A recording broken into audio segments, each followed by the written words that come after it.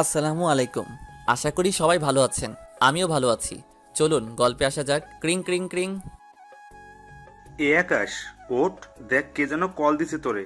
এই, ওঠ। হুম, উঠতেছি। চোখ খুলে ফোনটা হাতে নিয়ে দেখি অন্তর কল দিছে। ঘুম ঘুম চোখে কলটা রিসিভ করলাম। ওই শালা কয়টা বাজে, কলেজে আসবি না? হুম, আসবো তো। এত তারা কিসের? আর কয়টা বাজে? ভাইয়া কষ্ট করে টাইমটা নিজে একটু দেখে নিন কয়টা বাজে। স্যার কিন্তু 9:30-এ যাইতে বলছিল। ফোনের স্ক্রিনের দিকে তাকাই দেখি 10টা 9 বাজে। ওই তেই তো সালা। এখন কল দিলি কেন? না দিলেই পারতি। ভাই ভুল হইয়া গেছে, মাফ কইরা দেন ভাই। ওই শোন বল। ভাই, কলেজের কি খবর? তোর কপাল ভালো, স্যার এখনো আসে নাই, বলেছে 10টা 20-তে আসবে। ওকে দোস্ত, তুই কলেজে 5 মিনিট অপেক্ষা কর, আমি 10 মিনিটের মধ্যে আসতেছি।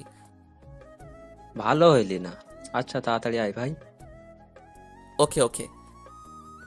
লাফ দিয়ে বিছানা থেকে উঠলাম। দৌড়াইলাম ওয়াশরুমের দিকে।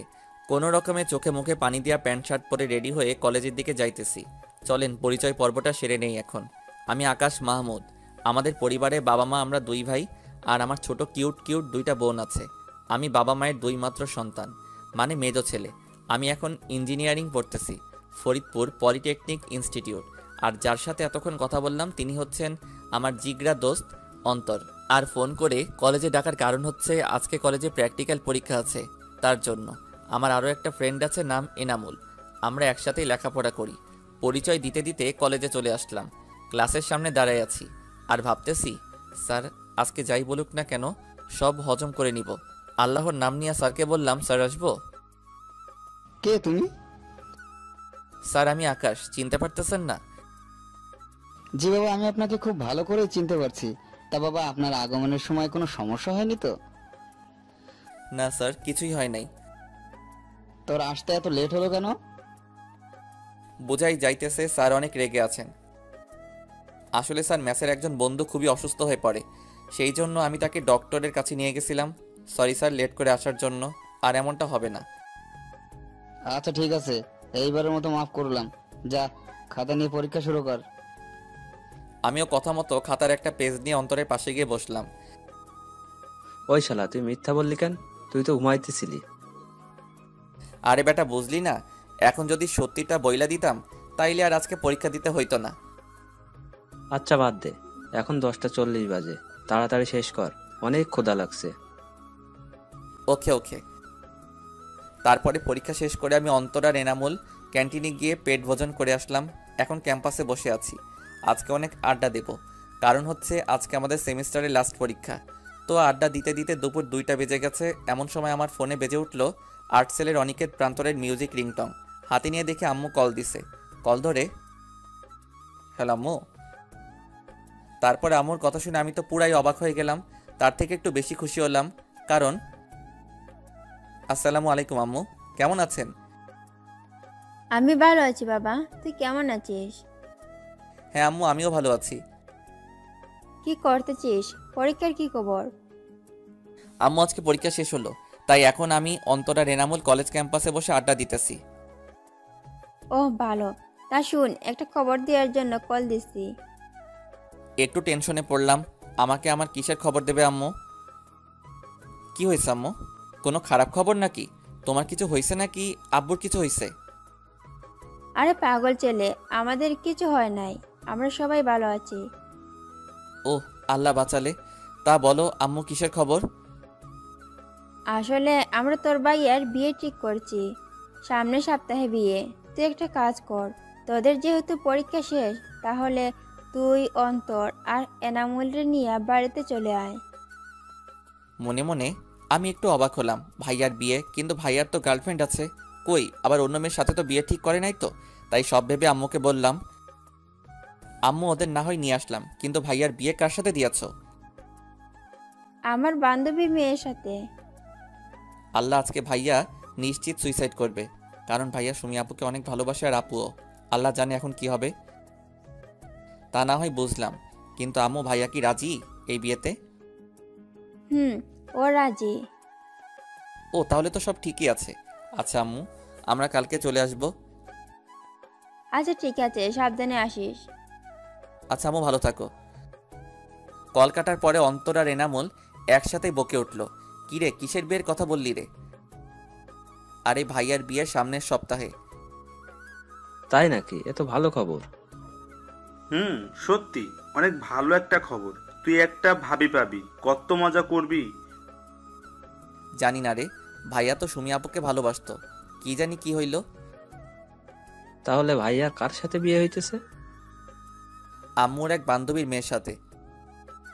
ও, আচ্ছা শোন, আমাদের তো সেমিস্টার শেষ হয়ে গেছে আর তোদের হাতেও কোনো কাজ নেই, তাহলে চল আমাদের বাসায়, আম্মু যেতে বলছে তোদের।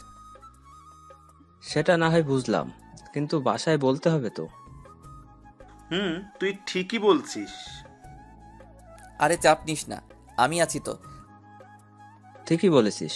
আচ্ছা বাসায় তুই একটু বলে দে, তাহলে আর কিছু বলবে না। তুই বলে দে।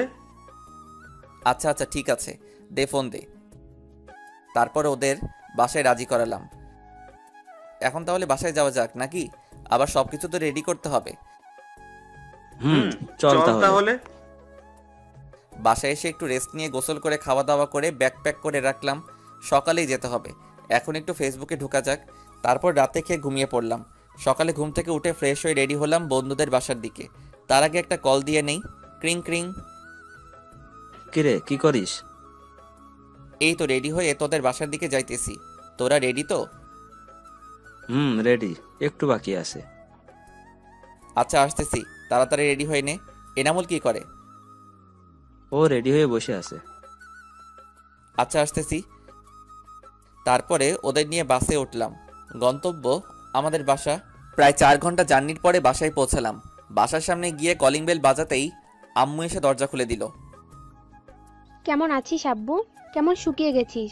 ঠিকমতো খাওয়া দাওয়া করিস না নাকি? আম্মু আমি অনেক ভালো আছি, আর আমি মোটেও শুকাই নাই, বরং একটু মোটাই হয়ে গেছি। আচ্ছা আম্মু তুমি কেমন আছো? আমিও ভালো আছি। আচ্ছা দরজায় দাঁড়িয়ে কথা বলবি নাকি ভেতরে আসবি? আর তোরে না বলছিলাম তোর 2 বান্দরকেও নিয়ে আসবি? ভেতরে তো যাবই, আর আমার বান্দরগুলো আছে, ওই দেখো আসতেছে। ভাইয়ার বিয়ের কথা শুনে অনেক খুশি হয়েছে। ভালো। আসসালামু আলাইকুম আন্টি, কেমন আছেন? ওয়ালাইকুম আসসালাম। তা বাবা তোমরা কেমন আছো? হ্যাঁ আন্টি, আমরা ভালোই আছি, আর একটু বেশিই ভালো আছি, কারণ ভাইয়ার বিয়ে বলে কথা। এরই মধ্যে আমার কিউট কিউট 2টা বোন এসে আমাকে জড়িয়ে ধরে বলতেছে, ভাইয়া কেমন আছেন? এই তো ভালো আছি, তুই কেমন আছিস? আমি ভালো আছি। ওইদিকে সুরাইয়া, মানে আমার একদম ছোট বোন, সে তো আমারে জড়াই ধরে কেঁদেই দিল। ভাইয়া কেমন আছিস? আর আমারে ফুলে তুই কেমনে থাকিস? আমার কথা কি তোর মনে পড়ে না? আরে পাগলি কাঁদছো কেন? আর আমি তো ভালোই আছি, তুমি কেমন আছো? এতক্ষণ ভালো ছিলাম না, এখন ভালো আছি। আচ্ছা চল ভিতরে চল। হ্যাঁ আচ্ছা আসো, ভিতরে আসো। আমরা ভিতরে আমার রুমে গিয়ে বসলাম, একটু রেস্ট নিয়ে ফ্রেশ হয়ে রুম থেকে বের হইলাম। আম্মু কই গেলা? ক্ষুধা লাগছে তো। এই তো রান্নাঘরে আছি আমি, হয়ে গেছে আমার। তুই ওদের নিয়ে টেবিলে বস, আমি আসতেছি।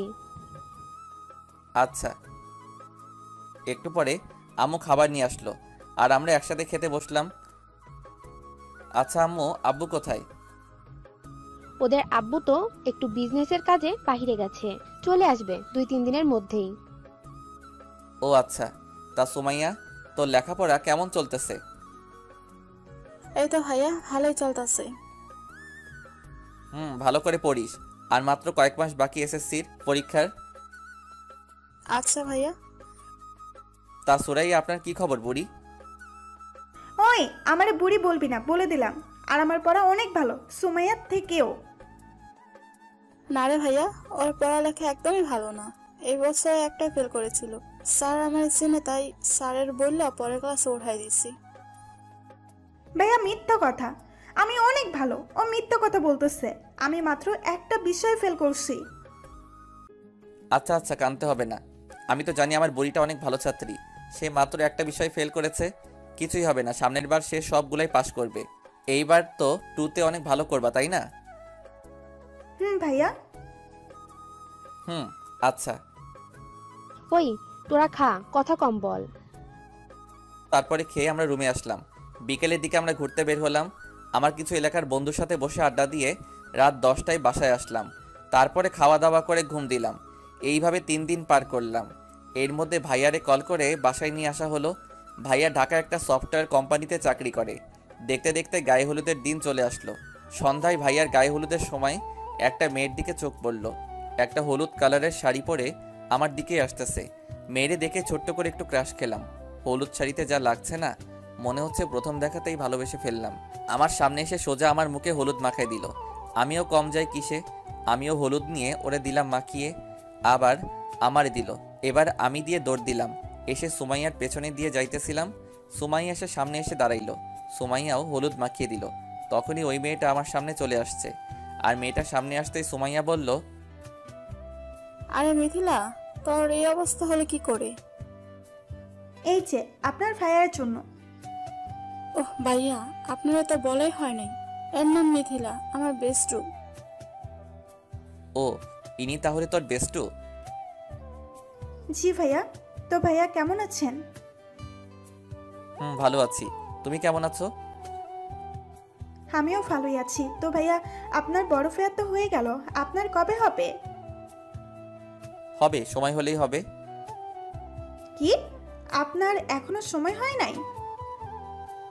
কই না তো, আমি তো এখনো ছোট আছি, বড় হয়ে নেই, তারপরে করব। হ্যাঁ, সে তো দেখাই যাচ্ছে আপনি কত ছোট। হুম। দেখতে দেখতে গায়ে হলুদের পর্ব শেষ হলো। রাত 10টায় আমি, ভাইয়া আর আমার 2 বান্দর মিলে ছাদে গেলাম গল্প করার জন্য। ছাদে চেয়ারে কিছুক্ষণ নীরবতা পালন করলাম। একটু পরে ভাইয়া বলতে শুরু করলো, আকাশ ভাই, আমারে বাঁচা। আমি এই বিয়ে করতেই পারবো না। তুই তো সুমির বিষয়ে জানিস, ওরে ছাড়া আমি বাঁচতেই পারবো না। তুই কিছু একটা কর ভাই। ভাইয়া আমারে বলতেছো কেন? আম্মুকে বলতে পারো নাই কেন?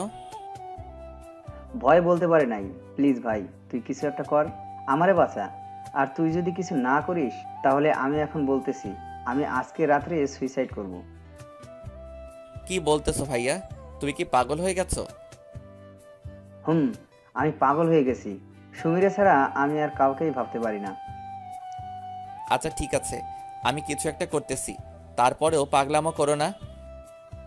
তুমি একটা কাজ করতে পারো ভাইয়া, আজকে রাতেই পালাই যাও, পরে যা হবে সেটা দেখা যাবে। তুই বাঁচালি আমারে ভাই। আজকে রাতে পালাবো, ঠিক আছে, কিন্তু কিভাবে? সেটা আমি কি জানি। এমনিতে তুমি আম্মুর ভয় কিছুই বলতে পারবা না। আর তাছাড়া সুমি আপুকে ছাড়াও তুমি থাকতে পারবা না, তাই যা করার তোমাকেই করতে হবে। আর আমি তোমার কিছু বলতে গেলেই আমি ফেঁসে যাব। ভাই, তার কোনো দরকার নাই, নিজের কাজ নিজেই করো। আচ্ছা দেখি, আর কিছু হেল্প লাগলে বলবানি। প্লিজ ভাই, না করিস না। আচ্ছা, সেটা না হয় ভেবে দেখা যাবে, কিন্তু ভাইয়া তোমাকে একটা কথা বলার ছিল। হ্যাঁ বল। ভাইয়া, তুমি পালাই যাইও না। আম্মুর তোমার উপর অনেক বিশ্বাস। প্লিজ ভাইয়া, সেটা তুমি নষ্ট করো না, তাহলে আম্মু অনেক কষ্ট পাবে। তুই যা বলতেছিস তা সবই সত্যি, কিন্তু এটাও সত্যি যে আমি সুমিকে ছাড়া বাঁচতে পারবো কিনা জানি না, তবে অনেক কষ্ট হবে। আর আমাকে এই কষ্ট সারা জীবন বয়ে বেড়াতে হবে। আচ্ছা, তুই কি চাস আমি সারা জীবন এভাবেই কষ্টে থাকি? বেটা ইমোশনাল কথা বলা শুরু করছে। না ভাইয়া, আমি তো কখনোই চাই না, কিন্তু ভাইয়া আমাদের একটু সুখের জন্য কি আব্বু আম্মুরে কষ্ট দেওয়া ঠিক হবে? তা হয়তো ঠিক হচ্ছে না, কিন্তু আমি এখন কি করব তুই বলে দে ভাই। আমি বলি কি ভাইয়া, তুমি আম্মুরে একবার বলেই দেখো আম্মু কি বলে। আমি বলছিলাম, কিন্তু আম্মু কোনোভাবে সুমিকে মেনে নিবে না। বলছে আম্মু নাকি আন্টিকে কথা দিয়ে ফেলেছে, এখন সে না করতে পারবে না, তাই আমাকে নাকি সুমিকে ভুলে যেতে হবে। আচ্ছা ভাইয়া, শান্ত হও আর আম্মুর কথা মেনে নাও, এতে তোমারই ভালো হবে আর আম্মু খুশি হবে। দেখছি কি করা যায়। তবে একটা কথা সত্যি, আমি সুমিকে কোনো দিনই ভুলতে পারবো না। বিয়ে যদিও এই মেয়ের সাথে হয়ে যায়, তারপরেও আমি সুমিকে ভুলতে পারবো না। আচ্ছা দেখো, তোমার যা ভালো মনে হয় করো, আমার ঘুম আসছে, আমি গেলাম। আচ্ছা যা, আমি যাব একটু পরেই। আচ্ছা, গুড নাইট। তারপরে চলে আসলাম রুমে। রাত বাজে 12টা। একটু ঘুমেও ধরেছে বটে, তারপরেও ফেবুতে ঢুকে আপনাদের জন্য গল্প লিখতে বসলাম। গল্প লিখতে লিখতে 2টা বেজে গেছে। তারপরে ঘুমাই গেলাম। সকালে কারো চিল্লাচিল্লিতে ঘুমটা ভেঙে গেল। দরজা খুলে বাহিরে আসলাম, দেখি আমুর মুখটা কালো হয়ে আছে। কিছুই বুঝতেছি না কি হয়েছে, সবারই একই অবস্থা। সুমাইয়ারে ডাক দিলাম, কিরে কি হয়েছে রে, সবাই এমন করে আছে কেন, আর আম্মুর কি হয়েছে? সুমাইয়া কোনো কথা না বলে একটা চিরকুট হাতে ধরিয়ে দিল। চিরকুটটা পড়ার পরে আমার তো নিজেই নিজেকে মারতে মনে চাইতেছে। তাতে লেখা ছিল, প্রিয় আম্মু, প্রথমে ক্ষমা চেয়ে নিচ্ছি। চিঠিটা লেখার কারণ হচ্ছে, আম্মু তুমি তো জানোই আমি সুমিকে ভালোবাসি। আমি ওরে ছাড়া কিছুই ভাবতে পারি না। রাতে যখন ঘুমাতে গেলাম তখন আমার মনে হচ্ছিল আমি আমার জীবনের অনেক বড় কিছু একটা হারিয়ে ফেলতে যাইতেছি। তুমিই বলো, যাকে এতটা ভালোবাসি তাকে ছাড়া সারাটা জীবন থাকবো কিভাবে? তাই তোমাদের সবাইকে কষ্ট দিয়ে আমি চলে যাচ্ছি। প্লিজ আম্মু, আমাকে ক্ষমা করে দিও। ইদি তোমার অবাধ্য ছেলে পারভেজ। আমি চিঠিটা পড়ার পরে নিজেকে নিজেই গালি দিতে মনে চাইতেছে। শালার, কালকে যদি আমি ভাইয়াকে মজা করে না বলতাম পালিয়ে যাওয়ার কথা, তাহলে আর আজকে এই দিন দেখতে হইতো না। এখন কি করি আমি? আম্মু যদি জানতে পারে যে এই কাজের জন্য আমি দায়ী, তাহলে আমার জীবন শেষ। আল্লাহ আমারে রক্ষা করো। এর মধ্যে আন্টির বাসায় বলে দেওয়া হয়েছে যে ভাইয়া পালাইছে। ওইদিকে তো আম্মুকে আন্টি সেই রকম ঝাড়তেছে। একটু পরে আম্মুকে দেখলাম উঠে রুমের দিকে গেল। আমি আর এখন কি করব, তাই অন্তরা এনামুলের নিয়ে ছাদে গেলাম ব্রাশ করতে করতে।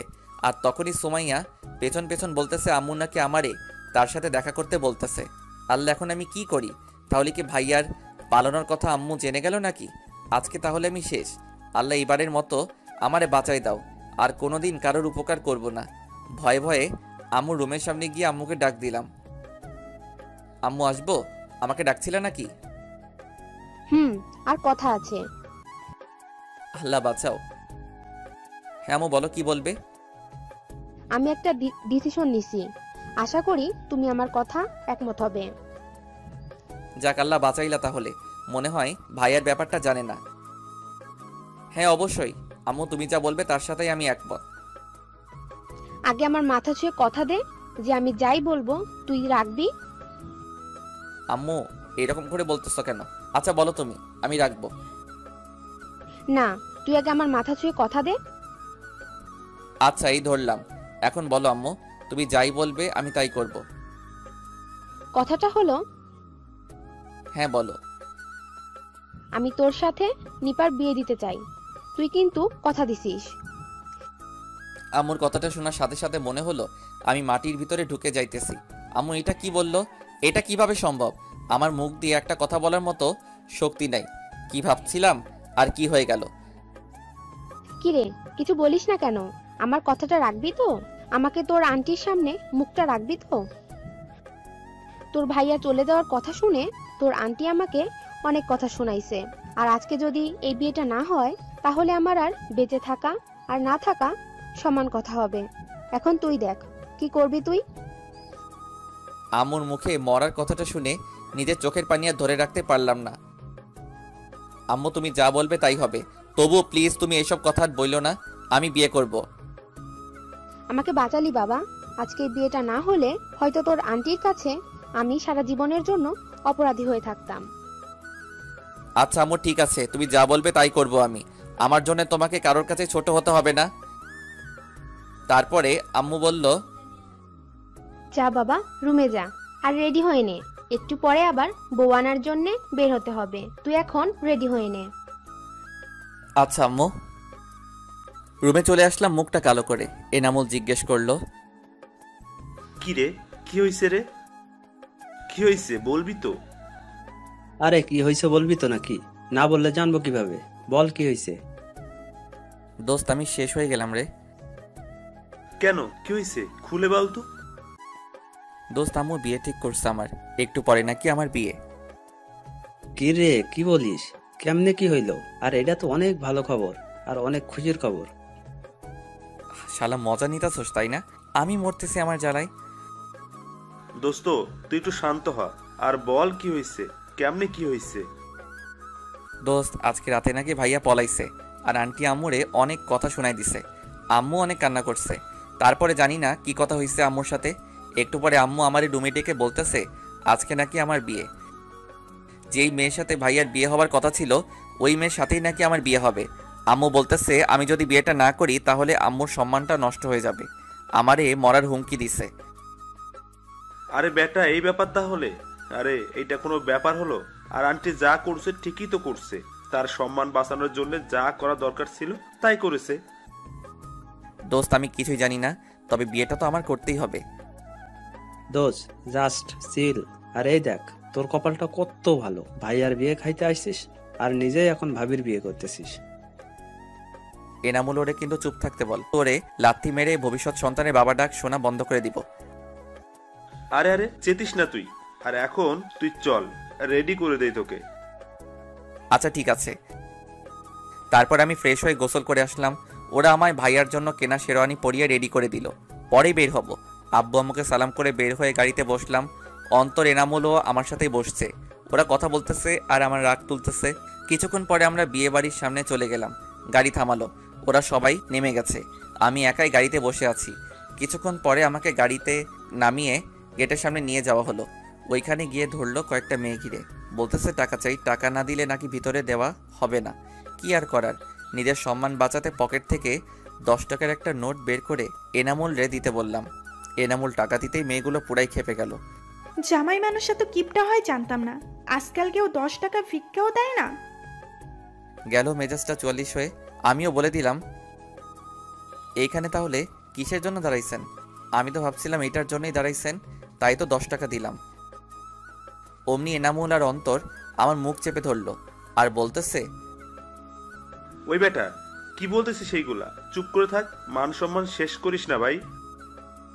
আচ্ছা আপনারা কত টাকা চান? বেশি না, 10,000 দিলেই হবে। মগের মূল্য পেয়েছেন নাকি? 10,000 টাকায় কয়টা শূন্য হয় জানেন সেটা? ওই মিস্টার, 10,000 টাকার 1 টাকা কম হলেও কিন্তু বউ নিতে দেব না। আচ্ছা কিছুটা তো কনসিডার করেন। আচ্ছা ঠিক আছে, 9,990 দেন। কি বলতেছে? মাত্র 10 টাকা কমালেন? 10 টাকা তো কেউ ভিক্ষাও দেয় না। তাহলেই বুঝুন 10 টাকা আমাদের কিভাবে দিতে গেলেন। আচ্ছা সরি বলতেছি, এইবার কিছু তো কমান। তারপরে অনেক দরদাম করে 5,000-এ ফিক্সড করলো, কিন্তু একটা শর্ত দিছে, সেটা মানতে হবে। আর অন্তত শালায়ও বোকার মতো রাজি হয়ে গেল কিছু না শুনেই। তারপরে বলল, সত্য সেরকম বেশি কিছুই না, জাস্ট একটা গেম হবে। ও এই ব্যাপার? আচ্ছা আগে বলেন তো দেখি কি গেম। এই যে দেখতেছেন শরবতের গ্লাসগুলো, এখান থেকে 1 গ্লাস শরবত নিয়ে একেবারেই খেতে হবে জামাইয়ের। আমরা খেলে হবে না? না, জামাই প্রথমে আমার সাথে যা, তার জন্য জামাইকে এই গেমটা খেলতে হবে। কি আর করার, গেম তো খেলতেই হবে। তবে এর মধ্যে কিছু সন্দেহের গন্ধ পাচ্ছি। দেখে শুনে ভালো এটা গ্লাস নিলাম আর একদমই খেয়ে নিলাম। একটু পরে বুঝতে পারলাম এটা মরিচের শরবত ছিল। আমার নাক কান দিয়ে গরম বের হইতেছে, চোখটা লাল হয়ে গেছে, কিন্তু কাউকে বুঝতে দিতেছি না। কি জামাই বাবু, কেমন লাগলো শরবতটা?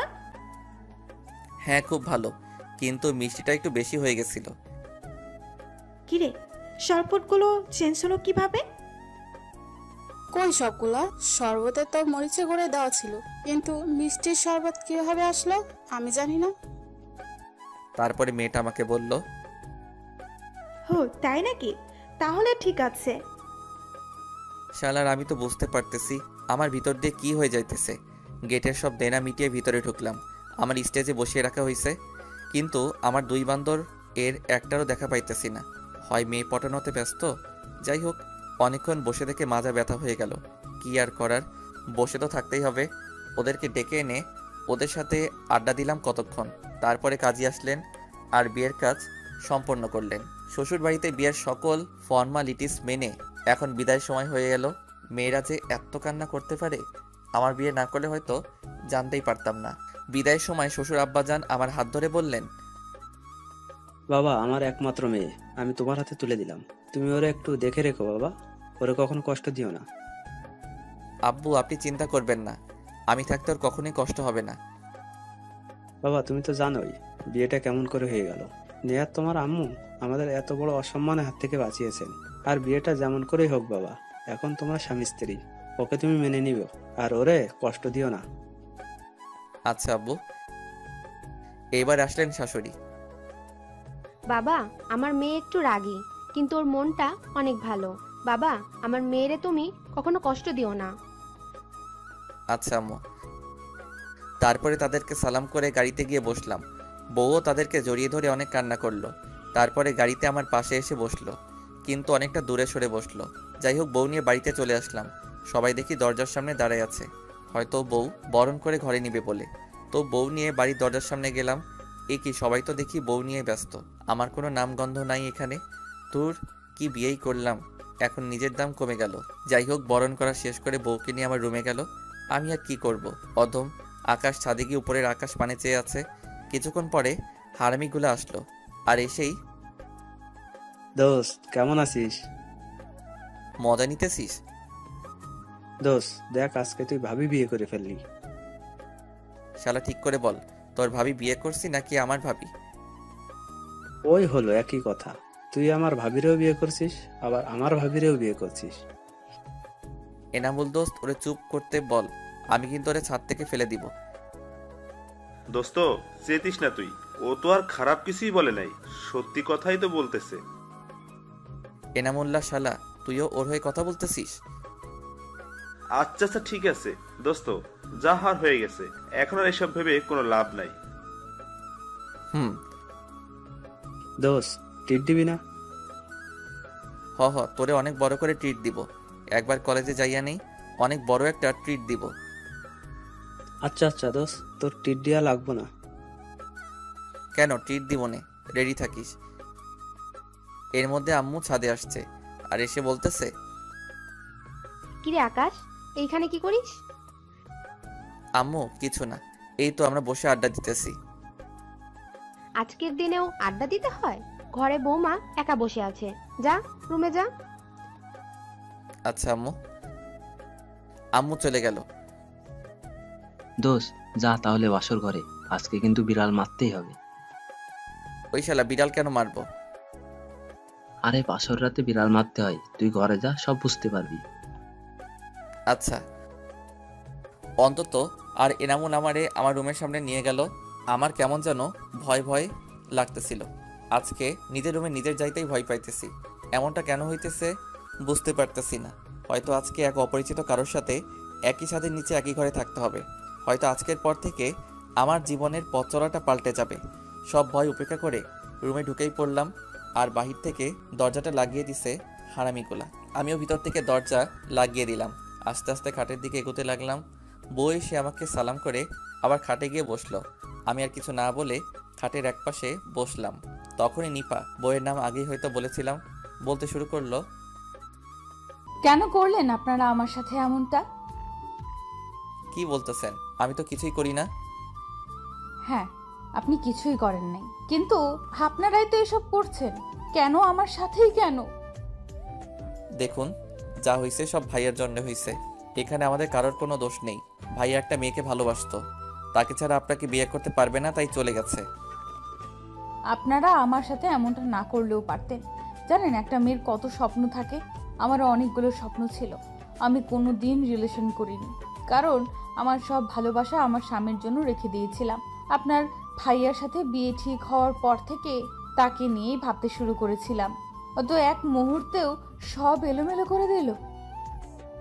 যাই হোক, যা হওয়ার হয়ে গেছে। তবে আমার কিছু কথা আছে, আশা করি আমার কথাগুলো মেনে নেবেন। হ্যাঁ বলুন। আমি এখনো আপনাকে স্বামী হিসেবে মেনে নিতে পারি নাই। হয়তো কোনো মেয়ের পক্ষেই এত তাড়াতাড়ি মেনে নেওয়া সম্ভব না, তাই আমার কিছুদিন সময় চাই। আশা করি আমি না বলা পর্যন্ত আমার কাছে আসার চেষ্টা করবেন না। ওকে, এখন আপনি ঘুমিয়ে পড়ুন। আমি আমার ড্রয়ার থেকে সিগারেটের প্যাকেট বের করে বারান্দায় গেলাম। আমি আবার সিগারেট খাই, তবে খুব বেশি না, অল্প। গিয়ে দরজাটা বাইরে থেকে বন্ধ করে দিলাম। রাত তখন 1টা বাজে। সিগারেট খাচ্ছি আর ভাবছি নিপার কথা। সত্যি আমরা ওর সাথে হয়তো খারাপ করেই ফেলেছি। এমনটা ভাই আর না করলেও পারতো। সত্যি তো, একটা মেয়ের অনেকগুলো স্বপ্ন থাকে, আর আমরা তা নষ্ট করে দিলাম। হ্যাঁ, আমাকে ওর কথাগুলো মানতেই হবে। ও যতদিন নিজ ইচ্ছায় না বলবে, ততদিন আমি ওরে টাচ করব না। অনেকক্ষণ বসে থেকে কেমন ঘুম ঘুম পাচ্ছে।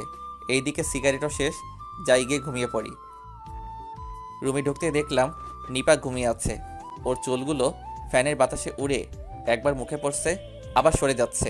ঘুমন্ত অবস্থায় একটা মেয়েকে এতটা সুন্দর লাগে আমার আগে জানা ছিল না। আমি একধানে চেয়ে আছি। মন চাইছে একবার গিয়ে ওর চুলগুলো ছুঁয়ে দেই, একবার ওর নরম ঠোঁটগুলো ছুঁয়ে দেই, কিন্তু না, আমি তো এইটা করতেই পারি না। ও নিজেই বারণ করছে। যাই হোক, অনেকক্ষণ এইভাবে দাঁড়িয়ে থেকে ভাবলাম এখন আমি কোথায় ঘুমাই। একই খাটে ঘুমাইতে গেলে রাতে হয়তো টাচ লেগে যেতে পারে, তার থেকে ভালো আমি সোফায় ঘুমাই। যেই ভাবা সেই কাজ, সোফায় ঘুমিয়ে পড়লাম। সকালে ঘুম ভাঙলো কারোর ডাকে। চোখ খুলে দেখি নিপা ডাকতেছে। হয়তো মাত্রই গোসল করছে। চুল থেকে পানি টপ টপ করে পড়তেছে, মুখেও কিছুটা পানির ফোঁটা লেগে আছে। এক নজরেই তাকিয়ে আছি ওর দিকে। এ যেন এক নেশার মতো কাজ করছে। সব কিছুই আমার এলোমেলো হয়ে যাচ্ছে। আমার নেশা কাটলো নিপার ডাকে। এই যে কি হলো, ডাকছি শুনতে পাচ্ছেন না? কি হলো, কথা বলছেন না কেন? হ্যাঁ হ্যাঁ, কি কি হলো, কতক্ষণ ধরে ডাকতেছি, শুনেন নাই নাকি? হ্যাঁ না মানে না। হ্যাঁ কি না শুরু করছেন? উঠেন, আম্মু ডাকতেছে, খেতে যাওয়ার জন্য বলতেছে। ও হ্যাঁ, আচ্ছা আপনি নিচে যান, আমি ফ্রেশ হয়ে আসতেছি। আচ্ছা। আমি চলে গেলাম ওয়াশরুমে। ফ্রেশ হচ্ছি আর ভাবতেছি কি আছে ওর মাঝে। যখনই দেখাই কেমন যেন হয়ে যায় আমি। ফ্রেশ হয়ে বের হয়ে দেখি নিপা দাঁড়িয়ে আছে। আমি বললাম, কি হলো, আপনি নিচে যান নাই? না, ভাবলাম একসাথেই যাই। আমি আগে গেলে আবার কি না কি ভাববে। আচ্ছা ঠিক আছে, আপনি দাঁড়ান, আমার হয়ে গেছে। তারপরে বের হলাম দুইজনে, গিয়ে টেবিলে বসলাম। আমার পাশে নিপা বসলো। তারপরে খাওয়া দাওয়া শেষ করে রুমে চলে আসলাম। একটু পরে নিপাও চলে আসলো আর এসেই বলতেছে, এই শুনুন, আজকে আমাদের বাসায় যেতে হবে, বিকেলে রেডি হয়ে থাকবেন। কেন আপনাদের বাসায় যেতে হবে কেন? বিয়ের পরে সবারই যেতে হয়। আচ্ছা ঠিক আছে। তারপরে দুপুরে খেয়ে দিয়ে বন্ধুদের নিয়ে একটু ঘুরতে বের হলাম। আর সারাটা সময় আমারে জ্বালাই খাইছে। সন্ধ্যার একটু আগে আম্মু কল দিল। হ্যালো আম্মু। ওই হারামজাদা, কই তুই? আম্মু আমি তো একটু মাঠের দিকে। কেন, কি হয়েছে? তোরে বৌমা সকালে বলে নাই আজকে ওদের বাসায় যেতে হবে? আম্মু ভুলে গেছি। তাড়াতাড়ি বাসায় আয়, তোর শ্বশুর আসছে। আচ্ছা আম্মু। ফোনটা রেখে ওদেরকে নিয়ে বাসায় চলে গেলাম। গিয়ে দেখি শ্বশুর আসছে, সাথে আরও কয়েকজন। গিয়ে সালাম করলাম, তারপরে কিছু কথা বললাম। সন্ধ্যার পরে গেলাম শ্বশুর বাড়ি, সাথে আমার 2 বান্দরও আছেন। শ্বশুর বাড়ি গিয়ে মনে হয় বিপদেই পড়ে গেলাম। এত খাতির যত্ন। খাবার টেবিলে গিয়ে তো আমি অবাক।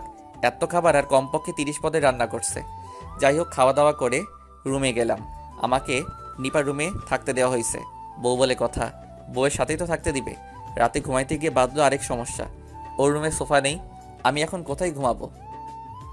কি হলো, ঘুমাবেন না? হ্যাঁ ঘুমাবো তো, কিন্তু আপনার রুমে সোফা নেই, ঘুমাবো কোথায়? থাক, সোফা খুঁজতে হবে না, আপনি খাটেই ঘুমান, সমস্যা নেই। আর নিজে ঠিক থাকলেই সব ঠিক। আচ্ছা। ঘুমাইতে গেলাম, মাঝে একটা কোলবালিশ দিয়ে ঘুমাইলাম। সকালে ঘুম থেকে উঠে তো আমি পুরাই অবাক। চোখ খুলতে দেখি নিপা আমাকে জড়িয়ে ধরে আছে। ঘুমন্ত অবস্থায় নিপাকে ঘুমপড়ির মতো লাগতেছে। আমি মুগ্ধ নয়নে দেখছি, কি অপরূপ সৌন্দর্য। কতক্ষণ তাকিয়েছিলাম জানি না। একটু পরে মনে হলো নিপা নড়ে চড়ে উঠছে। নিপা চোখ খুলতেই আমাকে ওর দিকে তাকিয়ে থাকতে দেখে কিছুটা লজ্জায় পড়ে গেল। সরি, আমি আসলে বুঝতে পারিনি। It's okay. তারপরে ফ্রেশ হতে গেলাম। ফ্রেশ হয়ে এসে রুমে বসে আছি। এমন সময় নিপা আসলো রুমে আর বলল খেতে ডাকে আম্মু। আমিও চলে গেলাম খেতে। খাওয়া দাওয়া করে আবার রুমে চলে আসলাম। একটু পরে কিছু শালিকা আসলো। রুমে এসেই বলতেছে, কি দুলা ভাই, রাত কেমন কাটলো আমাদের আপুর সাথে? আরে সেটা দুলাভাইকে দেখেই বোঝা যাচ্ছে, রাতটা ফাটাফাটি কাটছে। কি দুলাভাই, ঠিক বললাম তো? হ্যাঁ একদম ঠিক বলছো। তার দুলা ভাই শুধু আপুকে নিয়ে থাকবেন? আমাদেরকে কি একটু সময় দিবেন না? হ্যাঁ কেন নয়, আমার এত সুন্দর সুন্দর শালিকারা আছে আর আমি তাদের সময় দিব না? এটা কি হয়? এই তো আমার দুলাভাইয়ের মতো কথা। তাহলে আজকে আমাদের ঘুরে নিয়ে যাবেন? আচ্ছা নিয়ে যাব, কিন্তু আমি তো এখানে কোথাও ঠিক মতো চিনি না। আরে দুলা ভাই, আপনার চিন্তা হবে না, আমরা আছি তো। আপনি শুধু আমাদের সাথে যাবেন। আচ্ছা। এর মধ্যেই নিপা চলে এলো রুমে, আর এসেই ওদেরকে পাঠিয়ে দিল রুম থেকে। এই যে মিস্টার। আকাশ? হ্যাঁ, আপনাকে ওরা কি বলতেছিল? কই কিছু না, এমনি আড্ডা দিচ্ছিলাম। আমি কিছু শুনেছি, সো মিথ্যা বলবেন না। আরে ওরা বলতেছিল আজকে ঘুরতে যাবে, তাই আমাকে নিয়ে যাবে। ও, তা আপনি কি বললেন? আমি আর কি বলবো, এত সুন্দর সুন্দর শালিকারা আমাকে ধরছে, আমি কি না করতে পারি? ও ভালো। নিপা আর কিছু না বলে রুম থেকে চলে গেল। বিকালে শালিকাদের নিয়ে ঘুরতে গেলাম। অনেক ঘুরে সন্ধ্যায় বাসায় ফিরলাম। রাতে খেয়ে ঘুমিয়ে পড়লাম। সকালে উঠে ফ্রেশ হয়ে নাস্তা করে সবার থেকে বিদায় নিয়ে বাসায় চলে আসলাম। এইভাবেই চলে গেল বেশ কয়েকদিন। এরই মধ্যে আমাদের কলেজ খুলে গেল, কিন্তু আমি একটা বিষয় এখনও জানতাম না, আর তা হলো নিপাও নাকি আমাদের কলেজে পড়ে। কিন্তু কিভাবে কি? আমি তো রোজ কলেজে যাই, তাহলে ওকে আগে কখনো দেখি নাই কেন? আম্মুর কাছে বিষয়টা জিজ্ঞেস করায় বললেন ও নাকি হোস্টেলে থাকে, আর হোস্টেল থেকে বেশি বের হয় না, আর যখন বের হয় তখন বোরখা পরে বের হতো। যাই হোক, পরের দিন সকালে কলেজের উদ্দেশ্যে বের হব, এমন সময় আম্মু বললেন, আকাশ, তুই আর বৌমা যেহেতু একই কলেজে পড়িস, তাহলে তুই ওকে নিয়ে যা। এত দূরের রাস্তা, আগে তো ওর আব্বু ওকে দিয়ে আসতো, এখন তুই আছিস, তুই ওকে নিয়ে যা। কি আর করার, ওকে নিয়েই বের হলাম। সবার থেকে বিদায় নিয়ে ওকে নিয়ে বাস স্টেশনে গেলাম। টিকিট কাটলাম, দুইজন পাশাপাশি সিটে বসলাম। গন্তব্য কলেজ। ও, আপনাদের তো বলতে ভুলেই গেছি, এনামুল আর অন্তর নিপাদের বাসা থেকে এসেই চলে যায় ওদের বাসায়। কলেজে পৌঁছাতে 4 ঘন্টা লেগে গেল। এর মধ্যে নিপা বাসে ঘুমিয়ে পড়েছিল, আমার কাঁধে মাথা রেখেই ঘুমিয়েছিল। বাস থেকে নেমে একটা রিক্সা নিলাম, ওকে কলেজ গেটে নামিয়ে দিয়ে আমি আমার মেসে চলে গেলাম। অনেকদিন পরে মেসে আসলাম, রুম গোছালাম, তারপরে ফ্রেশ হয়ে হোটেল থেকে খাবার এনে রাতে খেয়ে শুয়ে পড়লাম। কিন্তু ঘুম আর আসছে না। এতদিন তো একসাথে ঘুমাতাম, মাথায় এখন শুধু নিপা। অনেক কষ্টে ঘুমালাম। সকালে ফোনের শব্দে ঘুমটা ভেঙে গেল।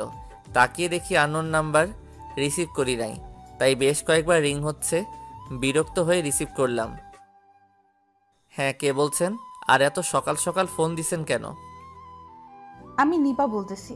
আপনি এখনো ঘুমিয়ে আছেন? ও আপনি? না, আসলে অনেক রাত পর্যন্ত জেগেছিলাম তো, তাই উঠতে একটু দেরি হয়ে গেছে। আচ্ছা, এখন উঠে কলেজে যান, আম্মু এটা বলতেই বলেছিল। ও আচ্ছা। ধুর শালা, কই ভাবলাম বউয়ের হয়তো আমার উপর একটু মন নরম হয়েছে, তাই কল দিছে। এ তো দেখে আম্মু বলছে বলে কল দিল। ধুর, ভাল লাগে না। উঠে পড়লাম, ফ্রেশ হয়ে কলেজে চলে গেলাম। নতুন কিছু বই কিনে কয়েকটা ক্লাস করে বন্ধুদের নিয়ে মামার দোকানে গেলাম। গিয়ে সিগারেট নিলাম। সিগারেট খাচ্ছি আর আড্ডা মারছি। এমন সময় একটা মেয়ে আসলো। মামার দোকানে বোরখা পরা ছিল। আমার দিকে বেশ কয়েকবার তাকালো। ওর চোখ দেখে কেমন যেন লাগলো, মনে হচ্ছে এই চোখ আমি আগেও দেখেছি। তো যাই হোক, এত কিছু না ভেবে আবার আড্ডায় মন দিলাম। কিন্তু পরক্ষণেই আমার মাথা গরম হয়ে গেল। একটা ছেলে এসে আমার কাছে কি যেন নেওয়ার বাহানায় মেয়েটার সাথে ধাক্কা খেলো। আমি ভালো করে বুঝতে পারলাম ছেলেটা মেয়েটার সাথে অসভ্যতা করছে। কিছুই বললাম না। মেয়েটা মামার থেকে কয়েকটা খাতা আর কলম নিল। বিল দেওয়ার সময় আবার সেই ছেলেটা একই কাজ করছে বেশ কয়েকবার। এমন করে মেয়েটা রেগে আমার দিকে তাকালো আর ছেলেটাকে বলতে লাগলো, সমস্যা কি আপনার? এইভাবে অসভ্যতা করছেন কেন? অসভ্যতার কি দেখলে? আপনি আমাকে ধাক্কা দিচ্ছেন কেন? সেটা আমার ব্যাপার, তোমার কি? এইবার আমার মাথা পুরাই গরম হয়ে গেল। বন্ধুদের নিয়ে গেলাম ওর কাছে। কি হয়েছে আপু, এনি প্রবলেম? এই ছেলেটা তখন থেকে অসভ্যতা করছে। কিরে ভাই, এমন করছিস কেন? ও তোর কি হয়? সেটা কি তোকে বলতে হবে নাকি? এনামুল, অন্তর, চল একটু ওরে ওইদিকে নিয়ে চল। ওরা ছেলেটাকে ধরে নিয়ে গেল আর আমি, আচ্ছা আপু, কোনো সমস্যা নেই, আপনি যান। আর মামা, ওনার কি লাগে জলদি দিয়ে দাও। আচ্ছা মামা। দেখলাম মেয়েটা আমার দিকে কেমন ভরসার চোখে তাকালো আর বলল ধন্যবাদ, কিন্তু মেয়েটার কণ্ঠ আমার কেমন যেন পরিচিত পরিচিত লাগছিল। আমি আর কিছু না ভেবেই চলে আসলাম ছেলেটাকে বুঝাইতে। আসলে কলেজে আমাদের একটা গ্যাং আছে। গ্যাং বললে কেমন যেন শোনায়। আসলে আমরা ক্লাসের বেশ কয়েকটা বন্ধু আছি যারা সব সময় এক হয়ে কাজ করি আর সব খারাপের বিরুদ্ধে কাজ করি। আর আমার সব বন্ধুগুলো ওইখানেই স্থানীয়, তাই আমরা চলি অন্যরকম পাওয়ারে। কেউ কিছু বলতেও পারে না, সবাই অবশ্য ভালো কাজের জন্য সম্মান করে। যাই হোক, ছেলেটাকে উদুম কেলিয়ে ছেড়ে দিলাম আর বললাম নেক্সট টাইম এমন যদি দেখি তাহলে এর থেকেও বেশি থেরাপি দিব। চলে আসলাম মেসে। ফ্রেশ হয়ে খাওয়া দাওয়া করে মাত্র রেস্ট নিচ্ছি, এমন সময় নিপা কল দিল। আর কল রিসিভ করে আর কোনো কথা না বলে বলল, আপনি সিগারেট খান? আরে আমার গোপন খবরও জানলো কিভাবে? কই না তো, কে বললো আপনাকে? একদম মিথ্যা বলবেন না বলে দিলাম, সত্যি করে বলুন। দেখলাম আর লুকিয়ে লাভ নেই, হয়তো ভালো করে জেনে গেছেন। না মানে আসলে খাই, তবে মাঝে মধ্যে। আপনি আর সিগারেট খাবেন না। কেন? আমি বললাম তাই, আর এটাই খাওয়া খারাপ। আচ্ছা। দুপুরে খাইছেন? আপনি খাইছেন? হ্যাঁ। আচ্ছা রাখি। বলেই কল কেটে দিল। এই মেয়েটা এমন কেন? এভাবে চলতে লাগলো আমাদের দিন। মাঝে মাঝে নিপা কল দেয় আর আমার খোঁজ খবর নেয়, আমিও দেই, তবে খুবই কম, না দেওয়ার মতোই। এরই মধ্যে আমি ম্যাচ চেঞ্জ করে ফেলি। একা একটা ফ্ল্যাট নিছি, তাও মাত্র 2 দিন হলো। সব কিছু গুছিয়ে নিলাম 2 দিনে। পরের দিন সন্ধ্যায় নিপা কল দিল। আমি তখন ওয়াশরুমে ছিলাম, তাই কলটা ধরতে পারি নাই। তারপর 3টা কল দিয়ে থেমে গেল। আমি বের হয়ে দেখি নিপা কল দিছে। ব্যাক করলাম আর নিপা বলল, কি করছিলেন? কয়বার কল দিলাম, ধরেন নাই কেন? আসলে আমি ওয়াশরুমে ছিলাম, তাই ধরতে পারি নাই। তা এই সময় কল দিলেন? একটা সমস্যা হয়েছে, তাই কল দিলাম। কি বলেন সমস্যা মানে? আপনাকে কেউ কিছু বলছে? না, তেমন কিছু না। আসলে হোস্টেলে অন্য একটা মেয়েকে নিয়ে একটা সমস্যা হয়েছে, যার জন্য হোস্টেল সুপার হোস্টেলে কিছুদিনের জন্য বন্ধ দেওয়া হয়েছে। সমস্যা যদি সমাধান হয় তাহলে আবার খুলতে পারে। ও, তাহলে তো অনেক বড় সমস্যাই হলো। আচ্ছা, এখন কি করবেন? কিছুদিনের জন্য কি বাসা থেকে ঘুরে আসবেন? না, কলেজে অনেক ইম্পর্টেন্ট ক্লাস হচ্ছে, এমন সময়ে ক্লাস মিস দেওয়া ঠিক হবে না। ও তাও তো। আচ্ছা, এখন কি করা যায়? মনে মনে ভাবতেছি একবার আমার এখানে থাকার কথাটা বলেই দেখি কি বলে।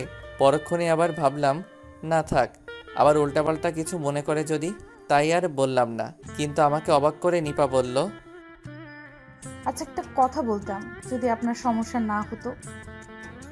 আরে বলুন। যদি কিছু মনে না করেন তাহলে কি আমি আপনার কাছে কিছুদিনের জন্য থাকতে পারি? আরে কি বলছেন? আমার সমস্যা হবে কেন? আপনার যখন মন চাইবে আপনি তখন আসবেন। না মানে স্যার আজকে সকালে বলছিল আজকের মধ্যেই সবাই হোস্টেল খালি করতে। আমিও অন্য জায়গায় ব্যবস্থা করতে চাইছিলাম, কিন্তু পারি নাই, তাই আপনাকে কল করলাম। আপনার যদি সমস্যা না হয় তাহলে আমাকে একটু হোস্টেল থেকে নিয়ে যাবেন। আচ্ছা, আপনি টেনশন নিয়েন না, আপনি 10 মিনিট দাঁড়ান, আমি আসতেছি।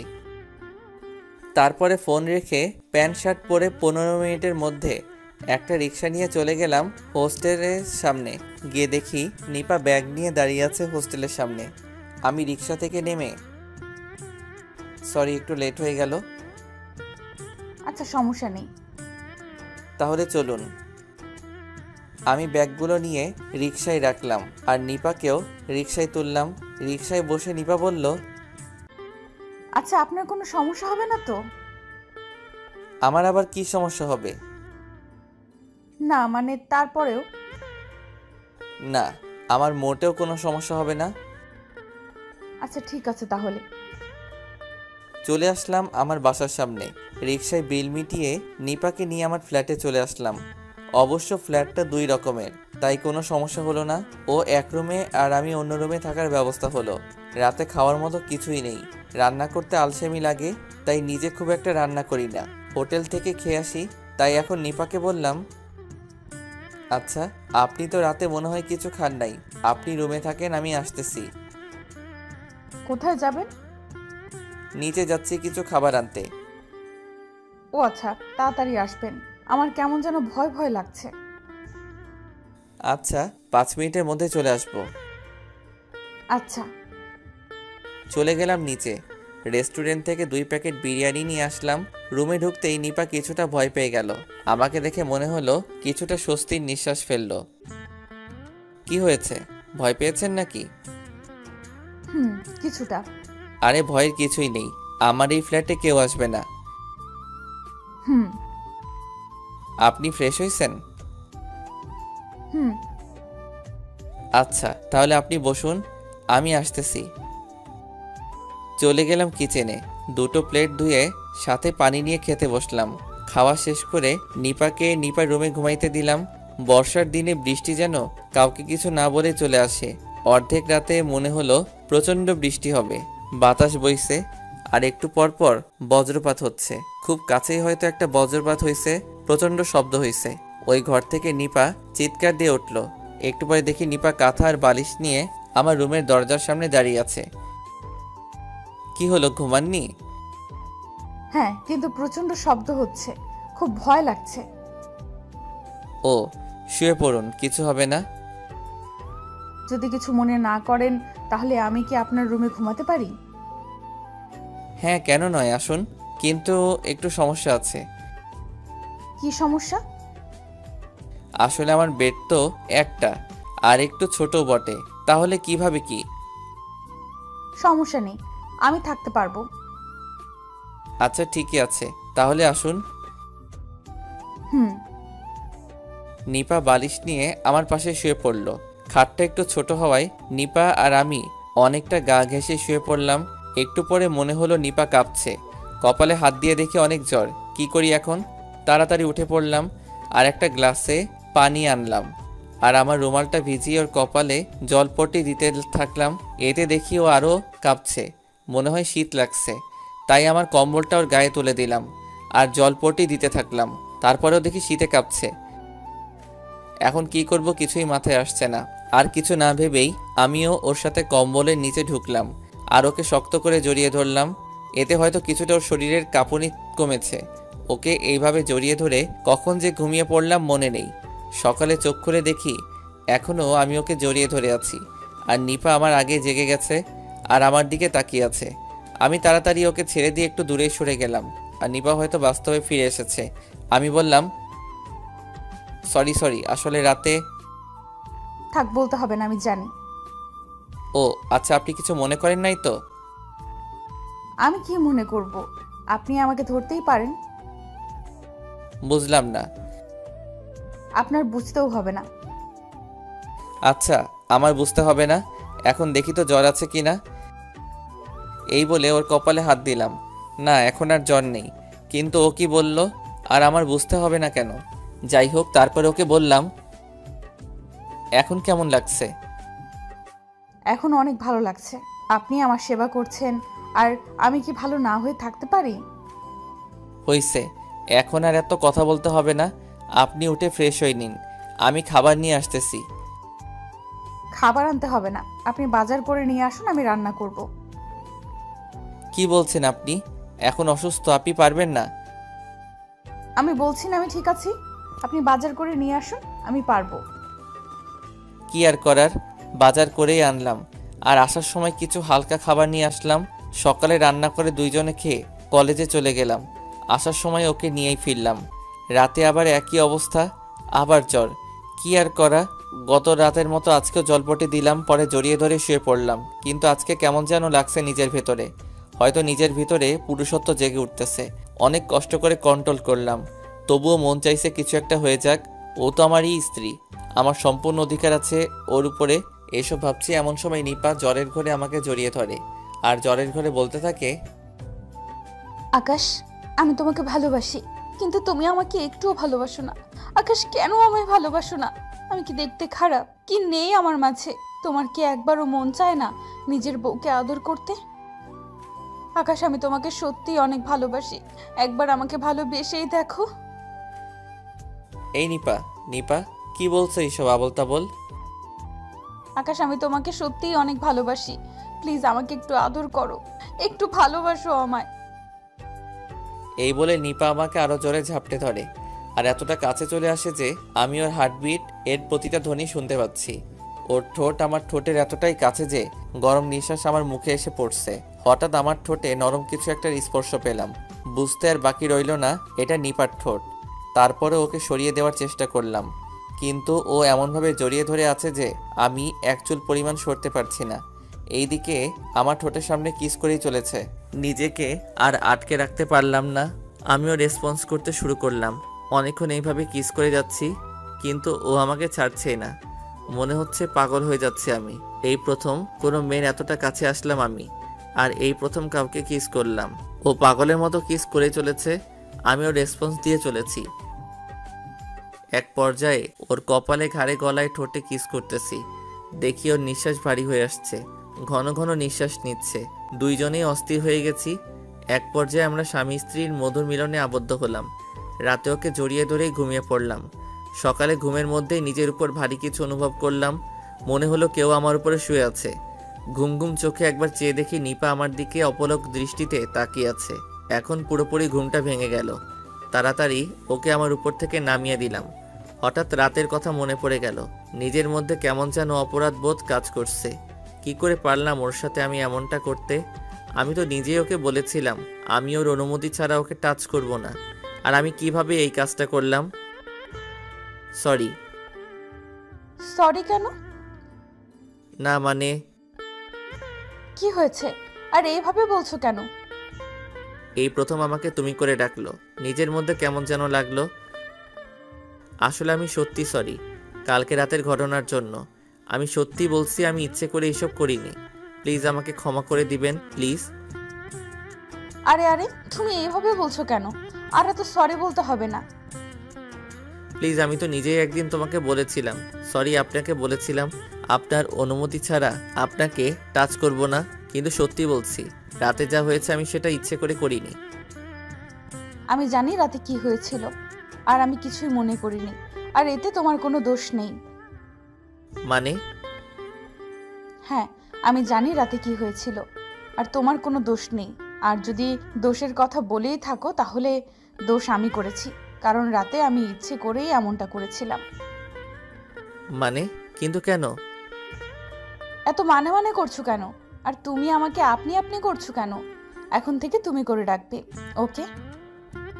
সেটা না হয় ডাকা যাবে, কিন্তু আপনি আগে আমার কথার উত্তর দিন। আপনি ইচ্ছে করে করেছেন মানে কি? হ্যাঁ বলবো, তবে একটা শর্তে। ওকে, কি শর্ত বলুন? এখন থেকে আমাকে তুমি করে রাখতে হবে। আচ্ছা ডাকবো, এখন আগে আমার উত্তর দিন। আবার আপনি বলতেছো? আগে তুমি করে বলো, তারপরে। ওকে ওকে, এখন তুমি বলো প্লিজ। আরে বোকা, রাতে আমি যা করেছিলাম সব ইচ্ছে করেই করেছি, যাতে তোমার আদর পাই। কিন্তু আপনি তো বলেছিলেন। হ্যাঁ আমি বলেছিলাম, তখন তোমাকে অন্যরকম মনে করতাম। এখন তোমাকে নিজের স্বামী মনে করি। আর প্রতিটা স্বামীর তার স্ত্রীর উপরে অধিকার থাকে, আর প্রতিটা স্ত্রীর তার স্বামীর উপর। আমি আমার আর তোমার অধিকার ফিরিয়ে দিলাম, আর আমিও ফিরে পেলাম। এত অবাক হওয়ার কিছুই নাই। আমরা স্বামী স্ত্রী, আমাদের মাঝে এইটা হওয়া খুবই স্বাভাবিক ব্যাপার। তাই আমি চাই আমার স্বামী আমাকে সব সময় ভালোবাসুক। তাই নাকি? গো। এতক্ষণ আমি লক্ষ্য করলাম আমার গায়ে কিছুই নেই। কিছুটা লজ্জা পেয়ে গেলাম, তাই তাড়াতাড়ি বেডের কাঁথাটা নিজের উপর দিয়ে দিলাম। কিন্তু নিপা সেটা হতে দিল না, কাঁথা টেনে নিচে নামিয়ে দিল। এই কি করছো? কাঁথা দিচ্ছ কেন? তো কি করব, দেখছো না আমার গায়ে কিছুই নেই। রাতে গায়ে দিতে মন ছিল না।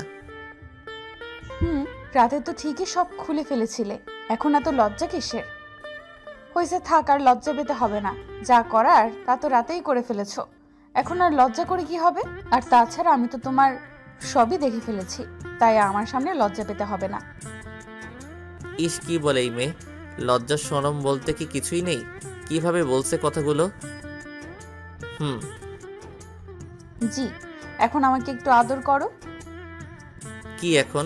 আমি পারবো না। ওই কি বললি তুই? আমি এখন আদর করতে বসছি, তুই এখন করবি, নয়তো খবর আছে। ওই কি হলো? কি আর করার, ওকে কাছে টেনে ঠোঁটটা আলতো করে একটা কিস করলাম। নিপা আরও খেপে গেল আর আমাকে শক্ত করে ধরে আমাদের 4 ঠোঁট এক করে দিল। দখল করে নিল আমার ঠোঁট জোড়া। প্রায় 5 মিনিট পর ছেড়ে দিল। এখন আমরা দুজনেই হাঁপাচ্ছি। ওই এত জোরে কেউ কিস করে? যদি মরে যেতাম। অমনি আমার মুখে হাত দিয়ে আটকে দিল। আর একবার এমন কথা বলবে না। তোমার কিছু হয়ে গেলে আমি কি নিয়ে বাঁচবো? কেন? আকাশ, আমি তোমাকে অনেক ভালোবাসি। তাই নাকি? সত্যি গো, আমি তোমাকে অনেক ভালোবাসি। তোমাকে ছাড়া আর কিছুই ভাবতে পারি না। তাই নাকি? তা কবে থেকে হলো এসব, আর আমি কেন জানি না? তোমার মনে আছে একদিন দোকানে বসে তুমি আড্ডা দিচ্ছিলে, আর তখন বোরকা পরা একটা মেয়ে দোকানে আসে, আর তখন একটা ছেলে ওই মেয়েকে ডিস্টার্ব করছিল, আর তখন তুমি ছেলেটাকে অনেক মেরেছিলে। হ্যাঁ, ওয়েট ওয়েট ওয়েট, তুমি এসব কিভাবে জানলে? যেই মেয়ের জন্য ছেলেটাকে মেরেছিলে ওই মেয়েটাই আমি ছিলাম। কি, ওইটা তুমি ছিলে? ওইটা আমি ছিলাম। আর তখন একটা বিষয় আমার ভালো লাগে, আর তা হলো তুমি চেনো না জানো না, কিন্তু একটা মেয়েকে অপমানিত হতে দেখে সেই মেয়েটাকে সাহায্য করলে আর অপরাধের প্রতিবাদ করলে। আর এই বিষয়টা আমার কাছে অনেক ভালো লাগে। আর এই ছোট্ট ভালো লাগা থেকে আস্তে আস্তে ভালোবাসায় রূপান্তরিত হয়। বুঝলাম। আকাশ, আমি তোমাকে ভালোবাসি, আর তোমাকে ভালোবেসে আমি তোমাকে স্বামী হিসাবে মেনে নিয়েছি। আকাশ প্লিজ, তুমিও আমাকে মেনে নাও, আর আমাকে আমার স্বামীর পূর্ণ অধিকার দাও। দিতে পারি, তবে একটা শর্তে। কি শর্ত বলো? আমি তোমার সব শর্ত মেনে নিতে রাজি। আমাকে এখন থেকে অনেক অনেক অনেক ভালোবাসতে হবে, আর এখন এই মুহূর্তে আমাকে আবার একটা কিস করতে হবে। ও এই ব্যাপার? আমি তো তোমাকে ভালোবাসি। সত্যি বলতে আমি তোমাকে আমার নিজের থেকেও বেশি ভালোবেসে ফেলেছি।